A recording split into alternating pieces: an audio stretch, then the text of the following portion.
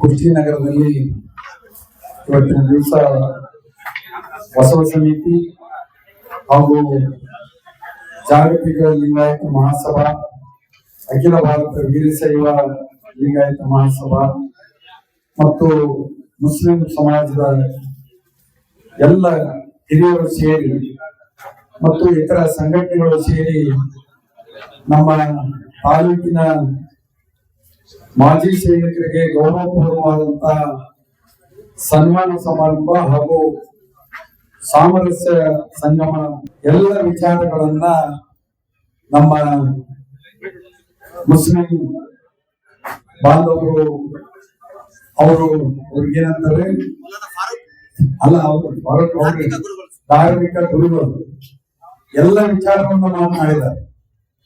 ಇನ್ನ ಮಾತನಾಡಕ್ಕೆ ಏನು ಉಳಿದಿಲ್ಲ, ಅದಕ್ಕೆ ಜಾಸ್ತಿ ಮಾತನಾಡೋದಕ್ಕಿಂತ ಸರ್ವ ಧರ್ಮದ ಸಾರಗಳು, ಸಂದೇಶಗಳು, ವಿಚಾರಗಳು ಯಾವ ರೀತಿ ಎಲ್ಲೋ ಹುಟ್ಟಿದ ನದಿಗಳು ಕೊನೆಗೆ ಸಮುದ್ರವನ್ನೇ ಸೇರುವ ಹಾಗೆ ಆ ಧರ್ಮದ ಸಂದೇಶಗಳು ಕೂಡ ಮಾನವನ ಹಿತಕ್ಕಾಗಿರ್ತಕ್ಕಂಥ ಸಂದೇಶಗಳಂತ ನಾವೆಲ್ಲರೂ ಯಾಕೆಂದ್ರೆ ಯಾವ ಧರ್ಮದಲ್ಲಿಯೂ ಕೂಡ ಇನ್ನೊಬ್ಬ ಧರ್ಮಿಯನ್ನ ಹರಿದು ತಿನ್ನು ಅನ್ನುವ ಮಾತನ್ನು ಎಲ್ಲೂ ಕೂಡ ಹೇಳಿ, ಅದು ನಮ್ಮ ವಿಕೃತ ಭಾವನೆಯಿಂದ ಒಬ್ಬೊಬ್ರದ್ದು ಒಂದೊಂದು ರೀತಿ ಇರುತ್ತೆ.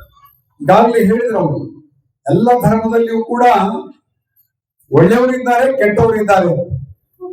ಆ ಒಳ್ಳೆಯವರು ಕೆಟ್ಟವರನ್ನ ಸರಿದಾರಿಗೆ ತರ್ತಕ್ಕಂಥ ಕೆಲಸಗಳನ್ನ ಮಾಡ್ಬೇಕಾದ್ರೆ ಇಂಥ ಸಮಾರಂಭಗಳು ಅತ್ಯವಶ್ಯಕ. ಯಾಕಂದ್ರೆ ಕೆಟ್ಟವನಿಗೆ ಈ ಕೆಟ್ಟವ ಅಂತ ಹೇಳಿಲ್ಲ ಅಂದ್ರೆ ಯಾರು ಒಳ್ಳೆಯವರಾಗಿರ್ತಾರೆ ಆ ಕೆಟ್ಟವನಿಗಿಂತಲೂ ಈ ಒಳ್ಳೆಯವರೇ ಸುಮಾರ ಅಥವಾ ಇವರೇ ಕೆಟ್ಟವರು ಅನ್ನುವ ಭಾವನೆ ಬರ್ತದೆ. ಯಾಕಂದ್ರೆ ಇವತ್ತು ನನ್ನ ಮನಸ್ಸಿನಲ್ಲಿರ್ತಕ್ಕಂಥದ್ದು, ನಾನು ಒಬ್ಬ ಸಮಾಜ ಸುಧಾರಕನಾಗಿ ಸಮಾಜದಲ್ಲಿ ಅಂಕುಡೊಂಕುಗಳನ್ನ ತಿದ್ದಬೇಕಂತ ಭಾವನೆಯನ್ನು ಇಟ್ಟುಕೊಂಡು ನಾನು ಮುಂದೆನೆ ಒಂದು ಕೆಟ್ಟ ಕೃತಿಯನ್ನು ಮಾಡ್ತಕ್ಕಂಥವನಿಗೆ ಸುಮ್ಮನೆ ಇದ್ರೆ ಅವನಕ್ಕಿಂತ ನಾನೇ ದುರ್ಬಲನಾಗ್ತೇನೆ. ಅದಕ್ಕಾಗಿ ಆ ಒಂದು ಘಟನೆಗಳ ಆಗಬಾರ್ದು ಅನ್ನೋದಕ್ಕೆ, ಅದರಲ್ಲೂ ಇವತ್ತು ವೇದಿಕೆ ಮೇಗ ಇರ್ತಕ್ಕಂಥವ್ರು ಬಹಳ ಮಂದಿ ನಮಗ ವಯಸ್ಸಾಗಿತ್ತು, ಆಗ್ಲೇ ಸಣ್ಣ ಪುಟ್ಟಿಗೆ, ನನಗ ಅವರಿಗೆ, ಸಂಗಪ್ಪನವರಿಗೆ, ಇನ್ನಿತರಿಗೆ ಎಲ್ಲರಿಗೆ ಮತ್ತಿದ್ರಾಗ ಬಹಳ ಮಂದಿ ನಿವೃತ್ತಿ ಆದವರು ಅದರ. ಯುವಕರಾದಂಥವ್ರ ಕರ್ತವ್ಯ ಏನನ್ನೋದನ್ನ ನೆನಪಿಸ್ಕೊಳ್ಬೇಕಾಗಿದೆ. ಅವರಿಗೆ ನಿಮ್ಮನ್ನ ಜಾಗೃತಿ ಮಾಡ್ತಕ್ಕಂಥ ಕಾರ್ಯಕ್ರಮವೇ ಇವತ್ತಿನ ಈ ಒಂದು ಸರ್ವಧರ್ಮದ ಎಲ್ಲ ಸಮಾಗಮ ಅಥವಾ ಈಗಾಗಲೇ ಸಂಭ್ರಮ ಅಂತ ಕೂಡ ಹೇಳಿದ್ರು ಒಬ್ರು ಹಿರಿಯರು, ನಮ್ಮ ಫಾದರ್ ಅವರು. ನಿಜವಾಗ್ಲೂ ಸಂಭ್ರಮ. ನಾವು ಎಲ್ಲರೂ ಕೂಡಿ ಅಂದ್ರೆ ಅದು ಒಂದು ಸಂಭ್ರಮ. ಸರ್ವ ಜಾತಿ ಜನಾಂಗದವರು ಬಸವಣ್ಣವ್ರು ಹೇಳಿದ ಹಾಗೆ ನಾವು ಹುಟ್ಟುವಾಗ ಜಾತಿ ಬಂದಿಲ್ಲ ನಮಗ. ನಾವು ಮಾಡ್ತಕ್ಕಂಥ ಕಾಯಕದಿಂದ ನಾವು ಕಾಸಿ ಕಮ್ಮಾರನಾದ, ಬೀಸಿ ಮಡಿವಾಳನಾದ ಅಂತ ಹೇಳಿ ಹೇಳಿರಲ್ಲ, ಹಂಗ ನಾವು ಏನು ಕಾಯಕ ಮಾಡ್ತಿದ್ವಿ ಅದರಿಂದ ನಮಗೆ ಜಾತಿ ಕೊಟ್ಟರು. ಅದಕ್ಕ ಆ ಜಾತಿಗಳನ್ನ ಬಿಟ್ಟು ಅದೇ ಬಸವಣ್ಣವರು ಹೇಳಿದ ಹಾಗೆ ಪ್ರತಿಯೊಬ್ಬರನ್ನ ಇಲ್ಲಿರ್ತಕ್ಕಂಥ ಮಾನವರನ್ನ ಇವನಾರವ ಎಂದೆನಿಸಿದರಯ್ಯ, ಇವನಮ್ಮವ ನಮ್ಮ ಮನೆಯ ಮಗನೆಂದೆನಿಸಯ್ಯ ಕೂಡಲ ಸಂಗಮ ದೇವ. ಹಂಗ ನಾವೆಲ್ಲರೂ ಒಂದೇ ತಾಯಿಯ ಮಕ್ಕಳು ಅನ್ನೋ ಭಾವನೆಯನ್ನ ಇಟ್ಕೊಂಡು ನಾವು ಜೀವನವನ್ನ ಮಾಡಿದಾಗ ಮಾತ್ರ ಸಾಮರಸ್ಯ ಸಂಭ್ರಮ ಆಗ್ಲಿಕ್ಕೆ ಸಾಧ್ಯತೆ. ಕೇವಲ ಭಾಷಣ ಅದರಿಂದ ಏನು ಪ್ರಯೋಜನ ಇಲ್ಲ. ಏನೋ ಮಾತುಗಳನ್ನ ಹೇಳ್ತಾರೆ ಹಿರಿಯರು, ಅವು ನಡೆ ನುಡಿಯಲ್ಲಿ ಬರ್ಬೇಕು.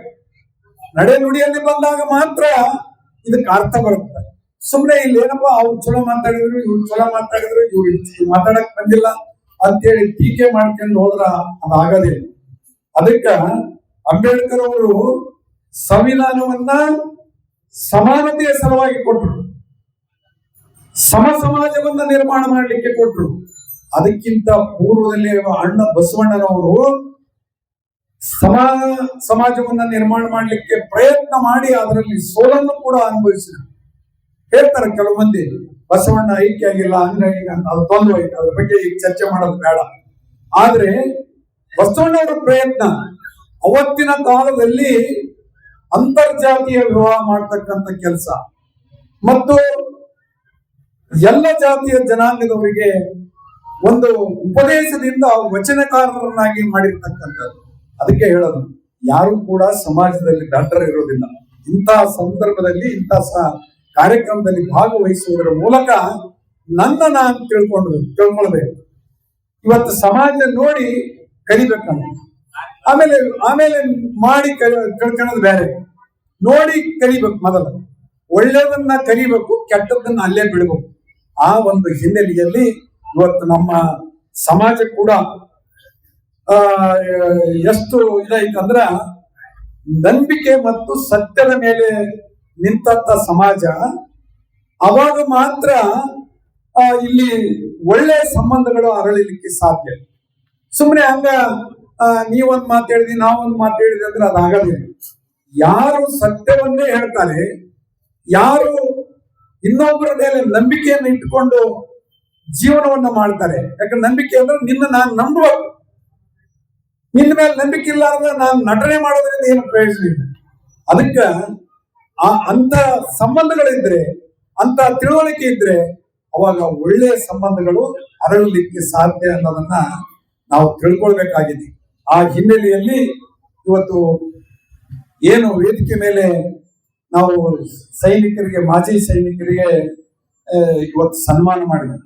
ಅವ್ರಿಗೆ ಎಷ್ಟು ಸನ್ಮಾನ ಮಾಡಿದ್ರು ಕಡಿಮೆನ.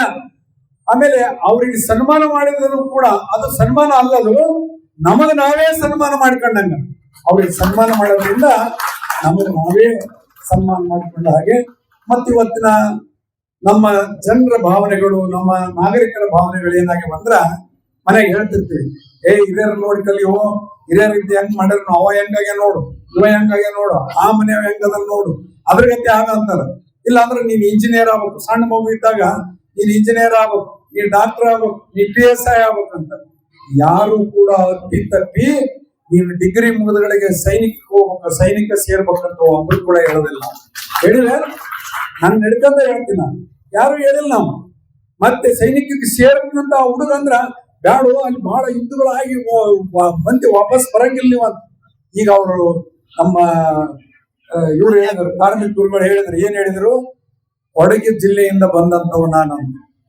ಈಗ ಕೊಡಗು ಜಿಲ್ಲೆಯಲ್ಲಿ ಎಷ್ಟು ಜನ ಅದ್ರಂದ್ರೆ ಮನೆಗೊಬ್ಬರ ಅದರಲ್ಲಿ ಸೈನಿಕ. ಮತ್ತೆ ಆಮೇಲೆ ಇನ್ನೇನಾಗಿದೆ ಅಂದ್ರೆ ಕರ್ನಾಟಕದವರಿಗೆ ಈ ಯುದ್ಧ ಸೈನಿಕರು ಅನ್ನೋ ಮಹತ್ವನೇ ಗೊತ್ತಿಲ್ಲ ನಮಗ. ಯಾಕಂದ್ರೆ ನಮ್ಗೆ ಯಾವ ಗದ್ದಲ ಗಲಾಟೆ ಎಲ್ಲೇ ಯುದ್ಧ ನಡೀತೆ ಏನಂತಂದ್ರ ನಾವಿಲ್ಲೇ ಜೈಕಾರ ಹಾಕ್ತಿವಿ, ನಾವಿಲ್ಲೇ ಏನೋ ಒಂದು ಹೌದು ಮಾತಾಡ್ತೀವಿ, ಒಂದು ಅಲ್ಲ ಮಾತಾಡ್ತೀವಿ. ಅದ್ರಾಗ ಭಾಗವಹಿಸಿರ್ತಕ್ಕಂಥ ಜನರು ಬಹಳಷ್ಟು ಕಡಿಮೆ. ಏನೋ ಅತಿ ಅಪರೂಪಕ್ಕೆ ಈ 30 ಜನ ನಮ್ಮ ಮಧ್ಯದಾಗ. ಅದಕ್ಕೆ ಪ್ರತಿಯೊಂದು ಕುಟುಂಬದಿಂದನೂ ನಾವು ಸೈನ್ಯಕ್ಕೆ ಹೋಗುತ್ತೇವೆ. ಈಗ ಅದ್ರಾಗೆ ಬಹಳ ನಾವು ಅದನ್ನ ಹೇಳೋದು ತಪ್ಪಾಗೈತಿ. ಯಾಕಂದ್ರೆ ಅವಾಗ ಮನ್ಯಾಗ 4 ಮಂದಿ ಇರ್ತಿದ್ವಿ.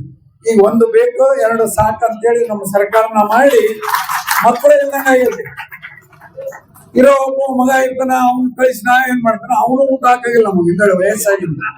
ಅದಕ್ಕೆ ಅವು ಯಾವ ಮನುಷ್ಯನಾಗ ಇಟ್ಕೊಂಡ್ಲಾರ್ದಂಗ ನಾವು ದೇಶ ಸೇವೆ ಮಾಡ್ತಕ್ಕಂಥದ್ದು. ದೇಶ ಸೇವೆ ಅಂದ್ರೆ ಏನು ಅನ್ನೋದನ್ನ ಎಲ್ಲದಕ್ಕಿಂತ ಮೊದಲು ನಮ್ಮ ಮಕ್ಕಳಿಗೆ ಮೊಮ್ಮಕ್ಕಳಿಗೆ ತಿಳಿಸ್ತಕ್ಕಂಥ ಕೆಲಸ ಮಾಡಿದಾಗ ಮಾತ್ರ ಈ ಮುಂದಿನ ಪೀಳಿಗೆ ಉಳಿಲಿಕ್ಕೆ ಸಾಧ್ಯ ಇದೆ. ಇವತ್ತು ಪಾಕಿಸ್ತಾನದವ್ರು ಇರ್ಬೋದು, ಅಮೆರಿಕದವ್ರು ಇರ್ಬೋದು, ಚೀನಾ ಇರ್ಬೋದು, ಇದು ಅಣ್ಣತಮ್ಮರ ಜಗಳ ಇದು. ಅದನ್ನ ನಾವೇ ಬಗೆಹರಿಸಬೇಕು. ನಾವು ಅದನ್ನ ಬಗೆಹರಿಸಬೇಕಾದ್ರೆ ಇದರಲ್ಲಿ ಒಬ್ಬ ಸೆಟಲ್ ನಿಂತಕ್ಕಂಥ ಸೈನಿಕರಾಗಿ ಆಗ್ತಕ್ಕಂಥ ಕೆಲಸ ಪ್ರತಿಯೊಬ್ಬರಿಂದ ಆದಾಗ ಮಾತ್ರ ಇದು ಸಾಧ್ಯ. ಸುಮ್ಮನೆ ಇಲ್ಲಿ ಸೈನಿಕರಿಗೆ ಸನ್ಮಾನ ಮಾಡಿದಂತ ಖುಷಿ ಪಡೋದಲ್ಲ. ಮನೆಗೆ ಇದ್ರೆ ಒಬ್ರು ನೀವು ಹೋದ್ರಿ ಇಲ್ಲಿ ಪಂಜಾಬ್ ಆ ಕಡೆ ಹರಿಯಾಣ ಈ ಭಾಗದಾಗ ಮನೆಗೆ ಒಬ್ರು ಕಂಪಲ್ಸರಿ ಹೋಗ್ತಾರ. ಒಬ್ಬನೇ ಮಗ ಇದ್ರು ಹೋಗ್ಬಿಡ್ತಾರ. ಅವ್ರ ತಂದೆ ತಾಯಿ ಅಷ್ಟು ಅವರಿಗೆ ಈ ದೇಶದ ಬಗ್ಗೆ ದೇಶ ಪ್ರೇಮವನ್ನ ತುಂಬತಕ್ಕಂಥ ಕೆಲಸವನ್ನ ಎಳೆಯ ವಯಸ್ಸಿನಲ್ಲಿ ಮಾಡ್ತಕ್ಕಂಥ ಕೆಲಸ ಮಾಡ್ತಾರೆ. ಆ ಹಿನ್ನೆಲೆಯಲ್ಲಿ ನಾವು ಕೂಡ ಈ ಭಾಗದಿಂದ ಅನೇಕ ಯುವಕರನ್ನ ಸೈನ್ಯಕ್ಕೆ ಕಳಿಸ್ತಕ್ಕಂಥ ಕೆಲಸ ಮಾಡಬೇಕು ಅಂತ ಹೇಳಿ ದಯವಿಟ್ಟು ಕ್ಷಮಿಸ್ಬೇಕಂತ ಹೇಳಿ ತಮ್ಮೆಲ್ಲರಿಗೂ